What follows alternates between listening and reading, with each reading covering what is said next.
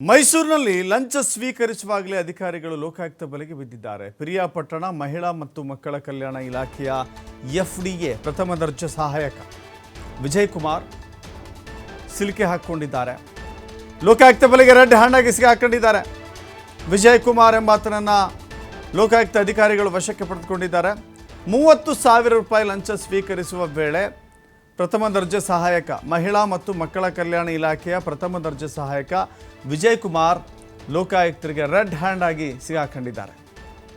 ಆಹಾರ ಮತ್ತು ಆಹಾರ ಸರಬರಾಜು ಮಾಡಿದ ಬಿಲ್ ಪಾವತಿಸಲು ಲಂಚ ಸ್ವೀಕಾರ. ಅಂಗನವಾಡಿಗಳಿಗೆ ಫುಡ್ ಸಪ್ಲೈ ಮಾಡ್ತಾರಲ್ಲ, ಅದರ ಬಿಲ್ ಕೊಡಲಿಕ್ಕೆ ಈತ 30,000 ರೂಪಾಯಿ ಲಂಚ ತೆಗೆದುಕೊಳ್ತಾ ಇದ್ದ. ರಾವಂದೂರು ಗ್ರಾಮದ ನಟೇಶ್ ಎಂಬುವರ ಬಳಿ ಲಂಚಕ್ಕೆ ಬೇಡಿಕೆ ಇಟ್ಟಿದ್ದ. ಲೋಕಾಯುಕ್ತ ಎಸ್ಪಿ ಸಜಿತ್ ಮಾರ್ಗದರ್ಶನದಲ್ಲಿ ನಡೆದಿರುವಂಥ ದಾಳಿ ಇದು.